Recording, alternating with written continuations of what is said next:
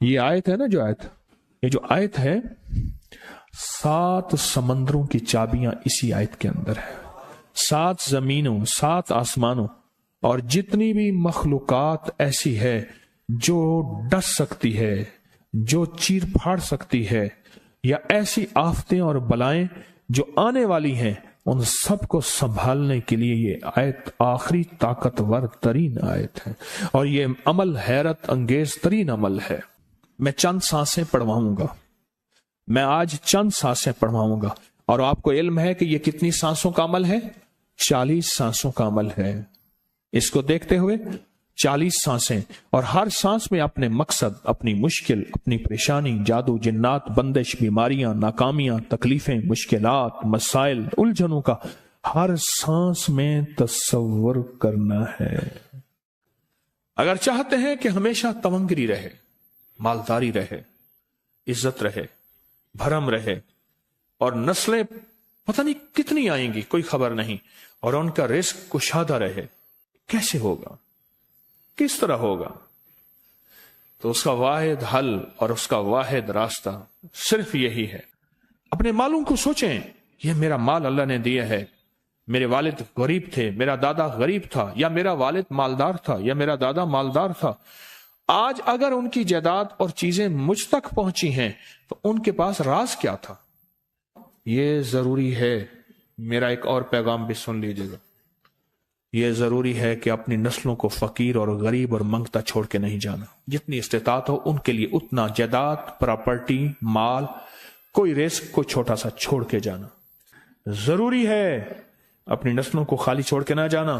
اگر وسائل ہیں، حلال کے راستے ہیں، اگر نہیں ہیں کوشش کرتے رہیں. اللہ کا مال اللہ کے ذمہ ہے، اللہ کا نظام اللہ کے ذمہ ہے.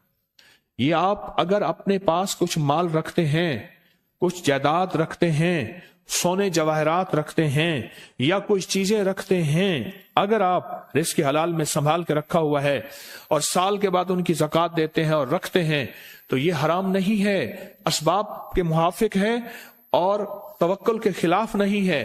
ایسا کرنے سے آپ گناہگار نہیں ہوں گے. ڈھاکہ میں ایک بازار ہے، اس کا نام خانم بازار ہے. خانم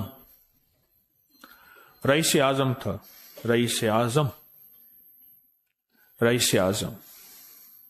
پر اس نے زکوٰۃ، عشر، ہدیات، صدقات کے لیے اپنا مال محفوظ نہ کر سکا. بہت رئیس تھا. اس کے بارے میں تھا کہ 40 دن تک اگر گھوڑی دن رات دوڑتی رہے، گھوڑا دوڑتا رہے تیز رفتار، اس کی جاگیر ختم نہیں ہوگی. 40 دن 40 راتیں، 40 دن 40 راتیں ختم نہیں ہوگی. باپ کے مرنے کے بعد بیٹی کو ایک چسکا پڑ گیا. وہ تھا کپڑے کے پھاڑنے کی آواز. کپڑا نا پھٹتا ہے تو اس کی ایک آواز ہوتی ہے، بس اس کو آواز اچھی لگتی تھی. تھانوں کے تھان آتے تھے، وہ سارا دن قیمتی بوسکی کے، کرنڈی کے اور قیمتی کپڑے پھاڑتی تھی، اس کو ٹکڑے کرتی تھی. اس کا مشغلہ تھا. اور بیٹے کو مشغلہ یہ پڑ گیا، اس وقت نئی دیا سلائی آئی تھی، یہ ماچس کی ڈبیاں، تیلیاں، وہ ماچس کی ڈبیاں اور تیلیاں جلاتا تھا. اس کا بارود کی بو اسے اچھی لگتی تھی. بارود ہوتے نا، وہ بارود لگا ہوا تھا، تو 2 بارود آپس میں ٹکراتے ہیں، شعلہ نکلتا ہے، اس سے بو بھی نکلتی ہے، اس کو بو اچھی لگتی تھی. ایک وقت آیا کہ وہ خالی ہو گیا. اور خانم فارسی کا لفظ اصل میں، وہ ایک اس گلی بازار کے چوراہے میں کھڑی ہوتی تھی ایک جگہ اور بھیک مانگتی تھی، اور اس کے نام پہ خود بازار کا نام خانم بازار پڑ گیا. میں جھنگ میں گیا، پرانی بات ہے، ہمارے ایک مخلص ہیں ان کے ہاں، ایک چوک میں کھڑا تھا. تو وہ چوک سے ان کی گاڑی لینے آئی کہ آگے راستہ سمجھ نہیں آ رہا تھا. تو مجھے کہنے لگے آپ میری گاڑی میں بیٹھ جائیں. میں ان کی گاڑی میں بیٹھ گیا. مجھ سے کہنے لگے یہ جو چوک ہے نا، فلاں فلاں، میں نام نہیں لیتا، فلاں فلاں، اس کی اتنی جاگیر تھی کہ 3 دن 3 راتیں گھوڑی دوڑتی رہتی تھی، ختم نہیں ہوتی تھی. اور پھر ان کی نسلوں میں کوئی ایسا آیا اور خود اس کو کوئی ایسی چیز پڑ گئی کہ ایک وقت تھا اسی چوک پہ کھڑے ہو کے بھیک مانگتا تھا. اور ایک دفعہ سخت سردی تھی، بھیک مانگ رہا تھا، سردی میں ٹھٹر گیا اور ٹھٹر کے تو میں چھپ گئے جیسے آج کل سردی ہے. رات کو وہیں مر کے پڑا تھا. صبح اٹھایا، کچھ لوگوں نے چندہ کر کے کفن دے کے دفن کر دیا. میرے حضور کا فرمان ہے اپنے مالوں کو زکوٰۃ کے ذریعے محفوظ کرو، محفوظ کر لو. اگر محفوظ نہ کیا، نسلوں میں فقر اور فاقے، غربت، تنگ دستیاں، فقیری اور منگتا ہونا نسلوں کو دیکھے جائیں گے. پھر نسلیں کہیں گی پدرم سلطان بت، ہمارا باپ، ہمارا دادا بادشاہ تھا، جاگیردار تھا، مالدار تھا. ہمارے بڑے بتاتے ہیں زندگی بھر کے لیے فقر، فاقہ، غربت اور تنگ دستی سے بچے رہیں. غیب سے اللہ کا نظام ایسا چلے گا، ایسا چلے گا، ایسا چلے گا. اللہ سارے بھوکے ہوں گے، سارے پیاسے ہوں گے، سارے فقیر ہوں گے، سارے منگتے ہوں گے. اللہ تجھے کھلائے گا بھی صحیح، پلائے گا بھی صحیح، سلائے گا بھی صحیح. عزت کے تکیے، عزت کے لقمے، عزت کے جام، عزت کے جام. مالک بن دینار رحمت اللہ علیہ کے پاس ایک بندہ ہدیہ لے کے آیا. اللہ کے ولی تھے. حضرت ہدیہ قبول فرمائے. آپ قبول فرما لیتے تھے، کسی کا نہیں کرتے تھے. میں نہیں لیتا، تیرا رزق حلال نہیں ہے. دیکھ کے فرما دی تیرا رزق حلال نہیں. دیکھ کے فرمایا تیرا رزق حلال نہیں. انہیں حضور حلال ہے، فرمایا نہیں ہے. تو اچھا فرمایا ایسا کر، یہ رزق لے جا جو مجھے ہدیہ دیتا ہے. تجھے سب سے زیادہ جو مستحق، ضرورت مند ملے اس کو دے. دینے کے بعد پھر اس کا پیچھا کر. وہ ان پیسوں سے کرتا کیا ہے؟ اب مرشد کا حکم تھا، فرمان تھا، کیا. دیکھا تو ایک لولا، لنگڑا، اپاہج، معذور، اندھا، کانا، کپڑے خستہ حال، بالکل بے بس، اور بھیک مانگ رہا ہے. اس کا دل نرم ہوا اور کہا کہ اس سے بڑا ضرورت مند پھر کوئی نہیں ہے. اس کو جا کے مال دیا، پیچھا کیا. چلتے چلتے چلتے اس نے جا کے نا آگے گیا تو نہ وہ لولا تھا، نہ وہ لنگڑا تھا، نہ وہ کندھا تھا، کانا تھا، نہ وہ اندھا تھا، کچھ بھی نہیں تھا. بالکل ٹھیک ٹھاک ہو گیا اور یہ حیرت سے دیکھ رہا ہے. کرتے کرتے جا کے اس نے ان پیسوں سے حرام کام کیا. خاموشی سے آ گئے، آپ کا فرمان ٹھیک ہے، میں اب یہ میرے پیسے لے.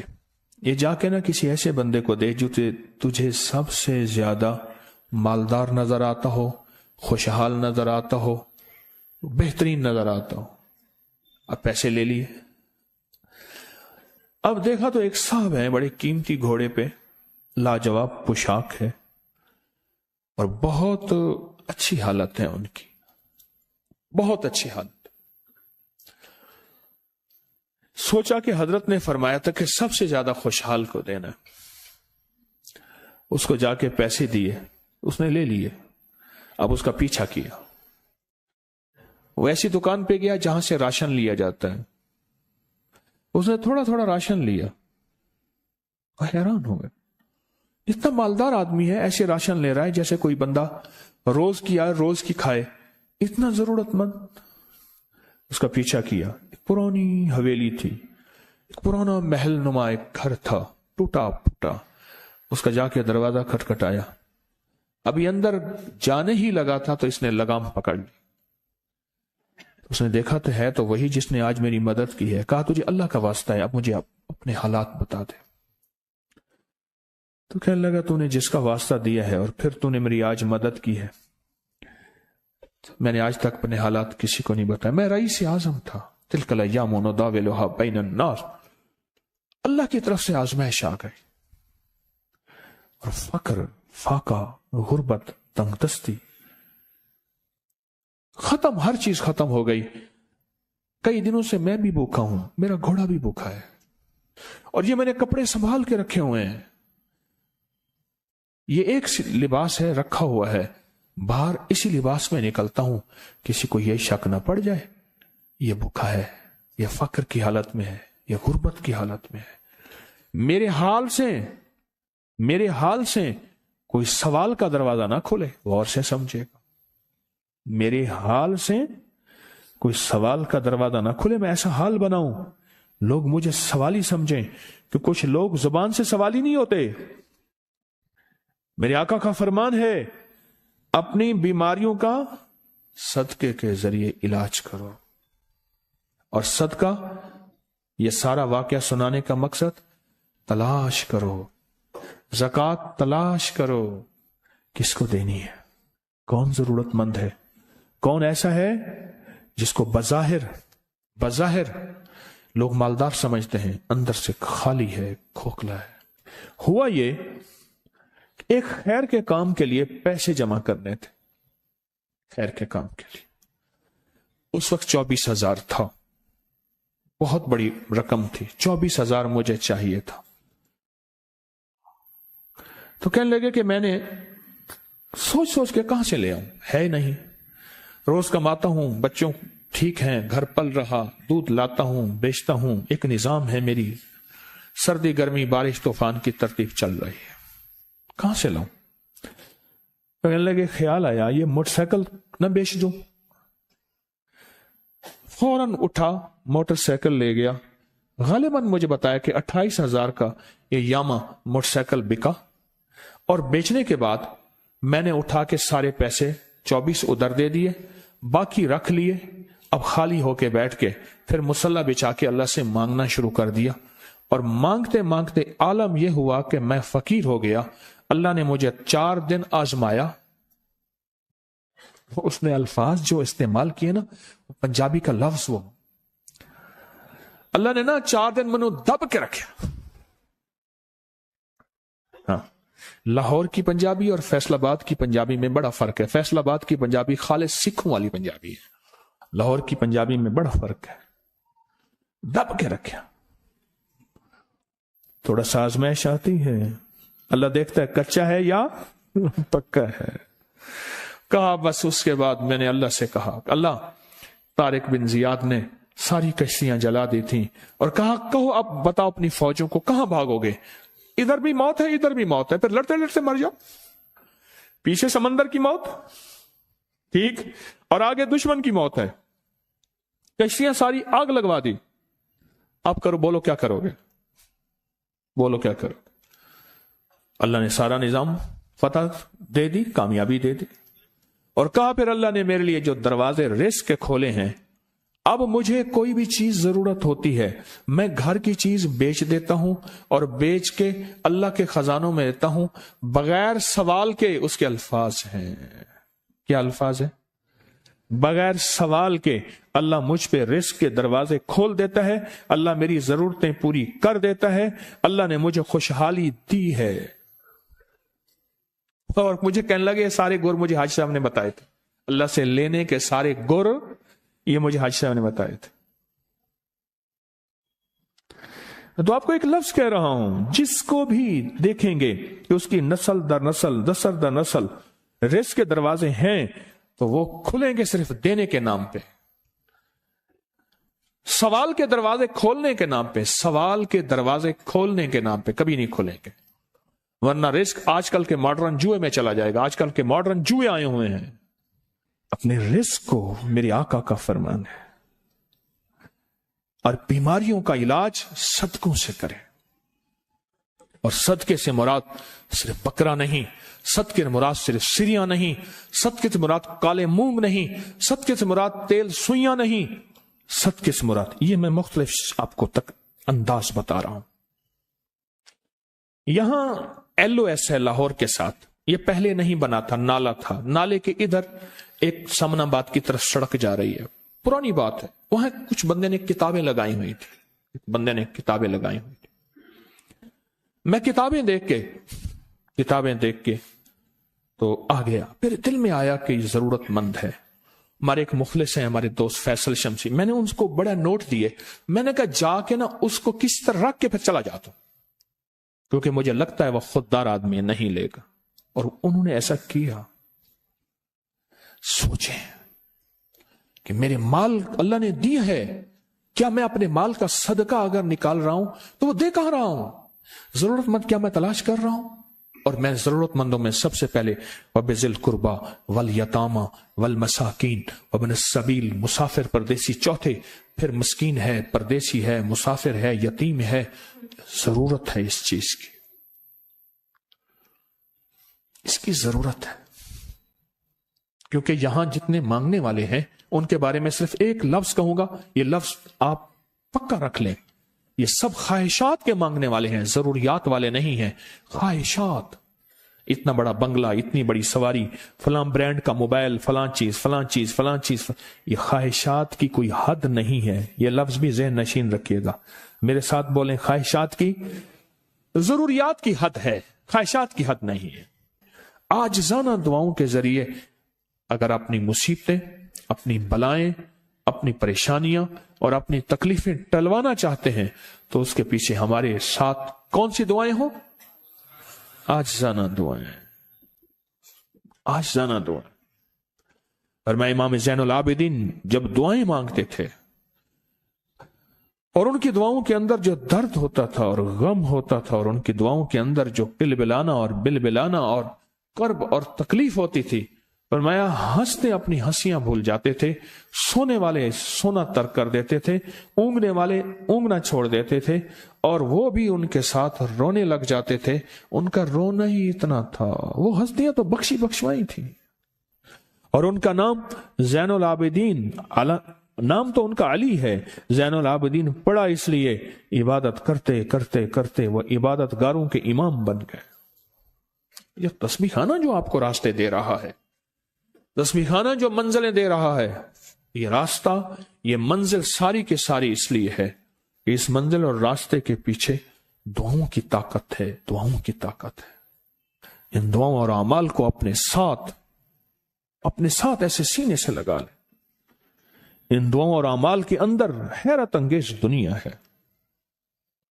جب سے تسبیح خانے کے ساتھ نسبت ہے، دعاؤں کی کیا کیا طاقتیں دیکھی، دعاؤں کی کیا کیا تاثیر دیکھی۔ سنوں گا نہیں، بس صرف دل میں سوچیں، میرے سوالوں کا جواب دل میں دیں۔ دعاؤں کو کیسے آزمایا، خود ہی تو کہتے ہیں فلاں وظیفہ پڑھا یہ ہوگا، فلاں عمل کی، یہ دعائیں تو ہیں ساری، کیا ہیں؟ ساری میری حدیثیں، میرے آقا کا فرمان دعائیں، سارا قرآن دعائیں، ساری تسبیحاں دعائیں، اور سارے دل سے گڑ گڑانے والے لفظ وہ جس زبان میں بھی ہوں، جس کلام میں بھی ہوں، وہ سب دعائیں ہیں۔ اللہ کو یہ مانگنا پسند ہے۔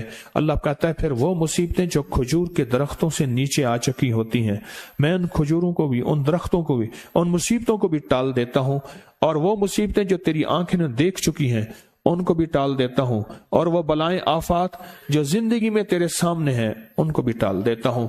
یہ ساری بلائیں اور آفات اور یہ ساری تکلیفیں میں اس وقت ٹال دیتا ہوں جب تیری دعاؤں کی طاقت تیرے سامنے آ کے کھڑی ہوتی ہے، کیونکہ دعاؤں کی ایک طاقت ہے، دعاؤں کی ایک تاثیر ہے، دعاؤں کا ایک حصار ہے، دعاؤں کا ایک کوٹ ہے، اور دعاؤں کا ایک قلعہ ہے، اور دعائیں ایک ڈیفنس وال ہیں، اور دعائیں حفاظت کا نظام ہے، اور دعاؤں سے آفتیں، بلائیں، مصیبتیں، تکلیفیں ایسی ٹل جاتی ہیں۔